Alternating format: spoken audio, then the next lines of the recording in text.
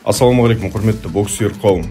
Бүгін сіздердің назарларыңызға Жәнібек Әлімханұлы, Бек Нұрмағамбет секілді кәсіпқой боксшыларымыздың мансабындағы соңғы жаңалықтарға байланысты және ұлттық құрама капитаны Асланбек Шымбергеновтің қарсыласы белгілі болды. Осы ақпараттар жайлы толығырақ.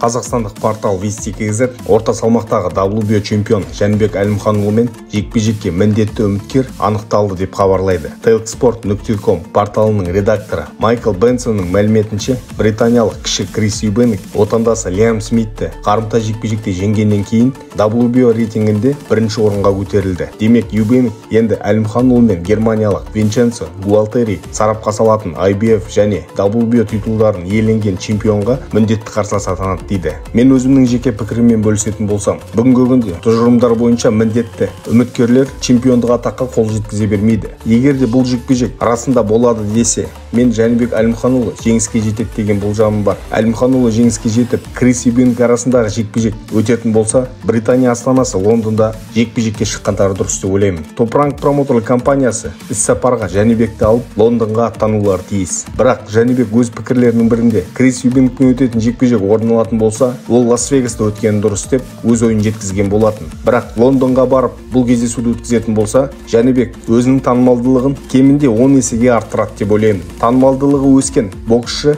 үлкен гонорарға да қол жеткізе алады. Гонорардан бұрын 4 белбеуді Юбенкті жеңгеннен кейінгі кездесуде біріктіруге бірден аттанады деп ойлаймын. Әрине, бұлар әлі болжам күйінде. Ресми ақпарат Жәнібектің алдағы жекпе-жегінен кейін болады деп ойлаймыз. Қазақстан ұлттық құрама командасының капитаны Асланбек Шымбергенов Қытай Республикасының Ханчжоу қаласында өтіп жатқан Азия ойындарында өзінің бірінші айналымын 1-8 финалда бастайтын болады. Бүгін Асланбектің қарсыласы анықталды. Қытайлық Пей Чен Ван мен кореялық Сан Мин Ли арасындағы өткен жекпе-жекте жергілікті боксшы, яғни қытайлық Пей Чен Ван жеңіске жеткен болатын. Шымбергенов пен Пей Чен Ванның жекпе-жегі 28 қыркүйек күні өтетін болады. Қазақстандық болашағынан көп үміт күттіретін боксшылардың бірі Бек Нұрмағамбет. Өздеріңізге белгілі Сауль Канело Альварес пен Жермейл Чарло жекпе-жегінің андеркартында өнер көрсетеді. Бүгінгі күнде Бек Нұрмағамбеттің қарсыласы белгілі болды. Ол Нигерия мемлекетінің боксшысы, жеңіліс дәмін татып көрмеген Абимбол Осондайр есімді боксшы. Абимбол кәсіпқой бокста 5 жекпе-жек өткізіп барлығында жеңіске жеткен. 3 қарсыласын нокаутпен жеңген. Бұл бокс кеші Шоутаймның осы жылдағы ең ауқымды кештерінің бірі болып есептеледі.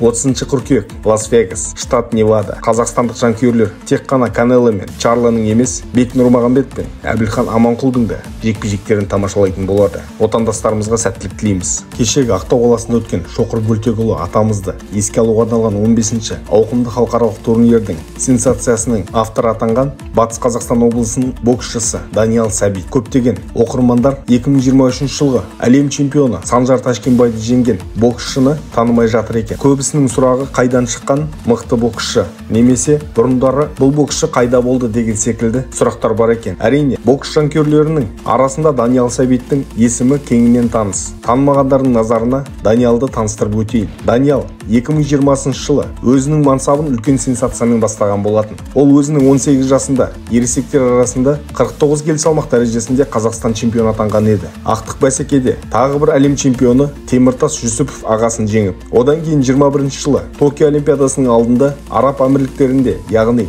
Дубай қаласында өткен Азия чемпионатының күміс жүлдегері атанды. Одан кейін де талай жеңістерге қол жеткізіп жүрді. Кейінірек 51 келіге көтерілген Даниял бүгінгі күнде бұл салмақта бойын еркін үйретіп алды десек те болады. 51 келі салмақ дәрежесінде өткен жылғы 2022 жылғы Қазақстан чемпионатының күміс жүлдегері. Ол ақтық бәсекеде әскерилер арасында әлем чемпионы Дамир Әбдіқадыр мен терезесі тең жекпе-жек өткізген болатын. Боксшының бабы шапқан мен бағы жанбай 2022 жылы Қазақстан чемпионатының күміс жүлдегері атанған еді. Даниял мен Санжар ересектер арасында бірінші мәрте кездесіп тұрған жоқ. Нақтырақ келетін болсақ, олардың дәл осы кездесуі қарымта кездесу атанды. Алғашында 2021 жылғы Батыс Қазақстан облысында өткен ересектер арасында Қазақстан чемпионатының ақтық бәсекесінде жолдары түйіскен болатын. Ол кезде Санжар чемпион атанып, ұлттық құраманың бірінші номерлі боксшысы атанып, Азия және әлем чемпионаттарында атой салған еді. Сондықтан да 51 келі салмақ дәрежесінде Даниял Сәбит ұлттық құрама құрамада үлкен орны бар боксшы. Алдағы уақытта да еліміздің туын көтеріп, абыройын сақтайтын әккі боксшылардың бірі болады деп ойлаймын. Себебі Даниалдың жасы да бүгінгі күнде 21-де, өте жас боксшы.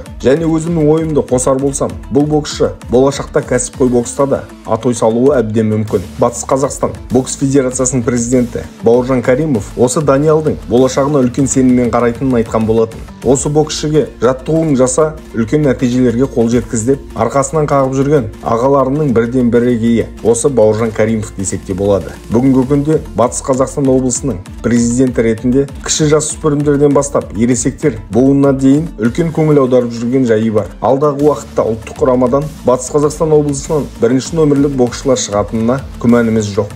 Мінекей достар, жеңісті күндеріміз көп болсын, қазақ бокс жасасын.